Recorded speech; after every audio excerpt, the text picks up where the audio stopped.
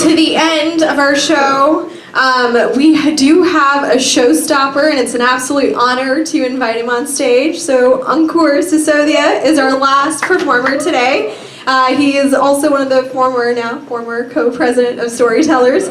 And he's from Fairfax, Virginia, and his fun fact is that his little sister is getting married this weekend.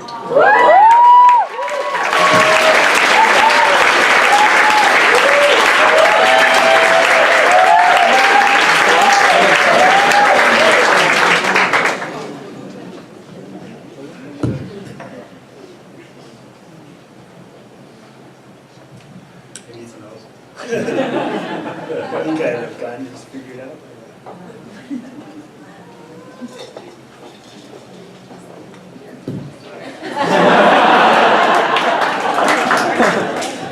How many co-presidents does it take to get that? Let's go. Awesome. Hey everyone. Before Facebook, before Instagram, before even AOL email in the 90s, I present to you the best storytelling platform of all time. That's my dad. You see, I'll set the stage for you by sharing an example. 1997, Culpeper Comets, that's our soccer team growing up, travel. The score is tied 2-2. We gotta get that extra goal to win the game. So I get the pass. I take the shot. The ball goes in. And as I get ready for my moment of glory to get my hands in the air and do the airplane move, someone beats me to the punch. Go! Go! Did you see that? Did you see that? Yes, Dad, everyone saw it. They're also at the game. That's my dad. And so, I wish the story would kind of stop there, but that story would then be shared that night at dinner with my family. It would then be shared the next morning at the local Indian community gathering. It would then be shared on Monday morning at the office, over and over again. Finally, next Saturday, my dad would call India. Because back then, prepaid calls were cheapest on Saturday mornings. My game would start Saturday afternoon, and again we'd go again. That is the original viral storytelling machine I ever knew. This was not a representative of one soccer game or one moment. This was the story of my life. Every single moment to anyone important to my dad would be shared with a lot of energy, power, humor, laughter, kind of all the characteristics of someone that you might think of as a very outgoing person. When I think of the Wharton community, someone that comes to mind is, do we have Justin? Did he get a ticket? He did. He's stuck in New York. That's embarrassing. Point being, my dad loved to broadcast every single moment about every single person.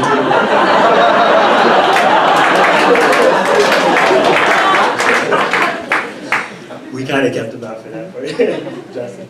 But anyway, so my dad saw the world as his stage. And the audience, everyone that would hear his stories, they would love it. As I mentioned, he would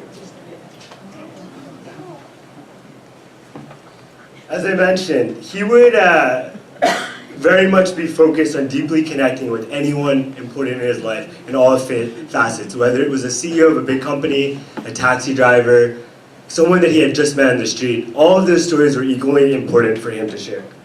And so, when I think about kind of storytelling and kind of the purpose of what brings us all here today, my dad has shared so many stories at my expense, so today I want to, at his expense, share stories from 3 phases of my dad's life. And those are his time in India, his time in Holland, and his time in America.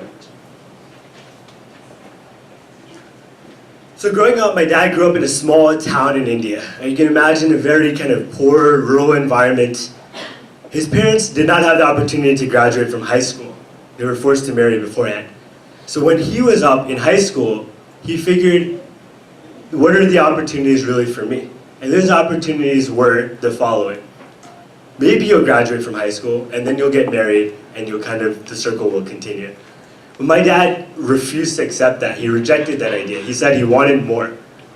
And so what he did is he went and graduated from high school, he went to college, and then when he was in his early 20s, decided to take the first train that he's ever taken in his life.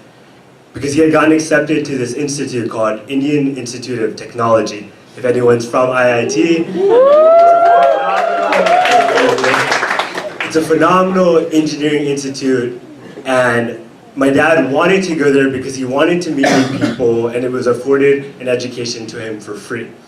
And so he decided to go. He met a lot of people, and he actually thrived in this new environment. There was a lot of new people. He was playing sports like ping pong and cricket, and just social and doing the things that he loved to do. But there was one more thing. He also realized he wanted to kind of do well from an academic perspective. So he, using his personality, made sure to become best friends with the professor. That actually worked out quite well for him. He not only got 100 marks on his exam, he also got the professor to introduce him to the professor's daughter, who now happens to be my mom. If only I had such good fortune at work.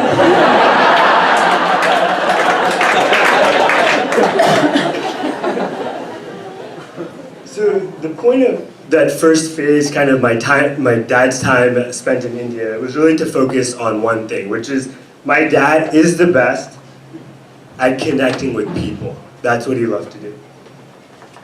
So let's move on to phase two. Phase two is when my mom and dad decided to move to Holland together to kind of, my dad was starting a new job, and he really wanted to kind of explore the world and get to know even more people. And so they spent their time in the 80s, late 80s, really focused on traveling. Now, they didn't have an amazing budget. They were kind of low budget. So what that entails was my parents would sleep on trains at night because they had that free Euro pass, so that they wouldn't have to take a hotel that night. So they would go to a city, take the train back, and then take the train back to that city so that they could kind of travel a little bit low budget. But that didn't deter my dad. You see, in the 80s, nowadays you find millions of Indians, tourists all over the world.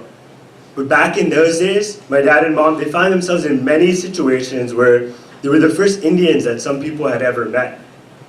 My dad was so inspired to find these stories and kind of travel, just like a photographer is looking for that perfect moment. And he would go lengths and lengths to find these moments, including going across the wall before the wall kind of came down in Germany. So he went to East Berlin and spent time in the communist bloc because he wanted to see all of that. That's a story for another time. But one story that I remember, because I was at the ripe age of 2 years old, is my parents going to Norway. So they went to a small town, kind of a village in Norway, and they realized, with a little kid in tow, maybe they could splurge on getting a hotel.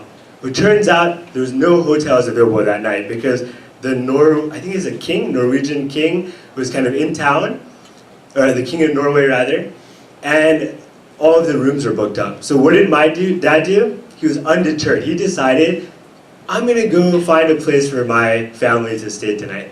So he went and talked to a prison guard.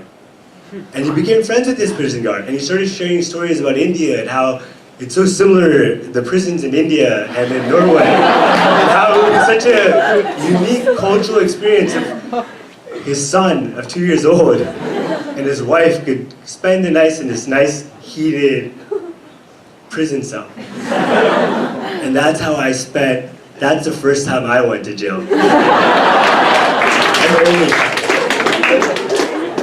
Again, I share that story because over the years, my dad would share these stories over and over again. All these travels across Europe, from Spain, Portugal, Switzerland, all of these places that my parents got to see, and I don't remember, but I went at 2 to 3 years of age.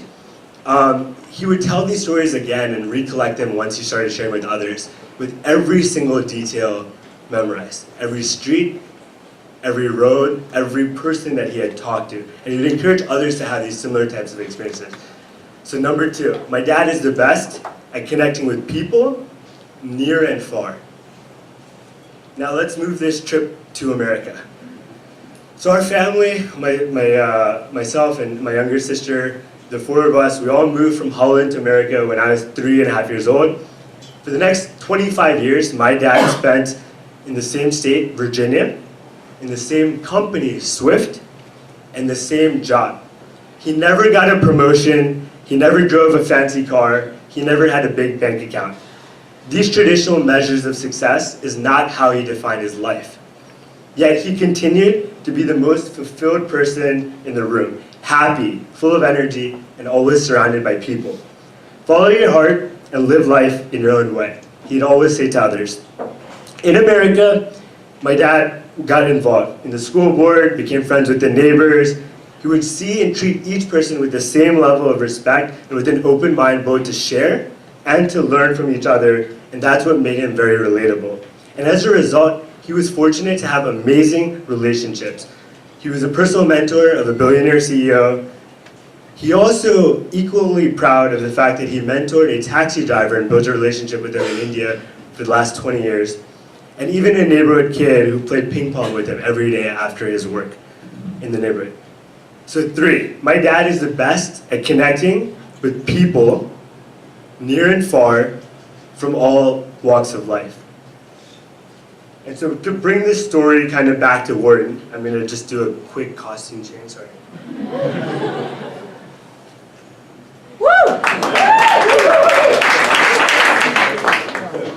September 29th, 2017. Oh, let me untuck this, sorry. September 29th, 2017. It's my first month at Wharton, and we have the Wharton FC Cluster Cup.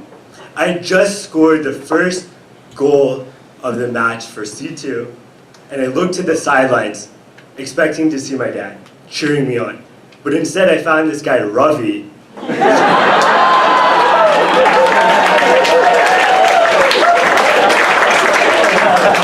He also probably didn't get a ticket. And he was screaming, "Dragons breathe fire! Who will win the Cluster Cup?"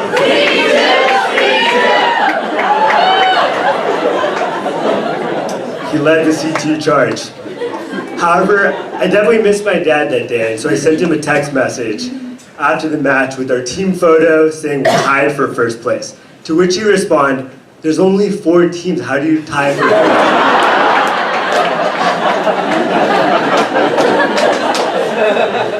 But of course, he responded, proud as always,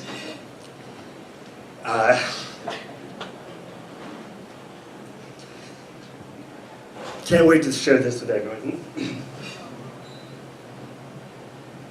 Okay, harder on stage. That's the last text message I received from my dad.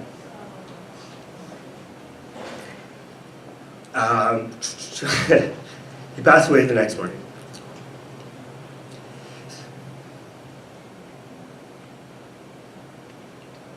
So, second.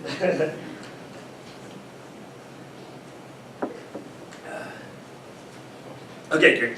So, I spent the next couple weeks in Virginia, and then going to India to spread his ashes. I returned to Wharton with the full intentions of dropping out from the school and moving back home. By chance, I saw a ticket open. Come on, I'm good.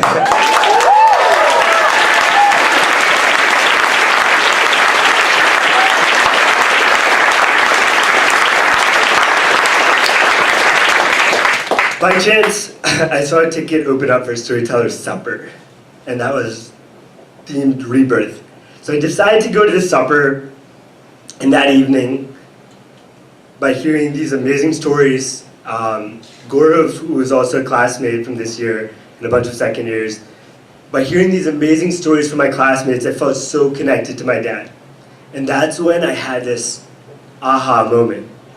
The reason my dad was so good at connecting with people was because he believed in storytelling.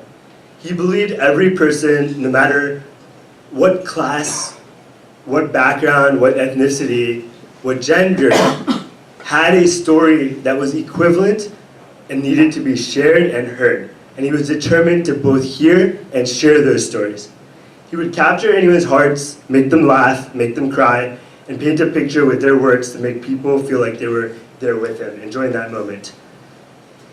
My dad's name is Amar, which means immortal. And what I came to realize out of this storyteller's journey of the last 2 years is that through storytelling, this is how we keep the memories alive. Through this initiative here at Wharton, and hopefully beyond, we have this amazing opportunity to both build community and build ourselves. Earlier we heard from other great speakers, including Brendan, who we connected earlier this year over his own story. And we had planned to chat at Rittenhouse Square for maybe 20, 30 minutes. That's what we had scheduled on our Google Calendar. 5 hours later, we both had this amazing exchange of stories about our fathers, and it was one of the most memorable experiences of my time here at Wharton. My dad's memory will continue to live on forever, just like his name, Amar, which means immortal. Thank you and good night.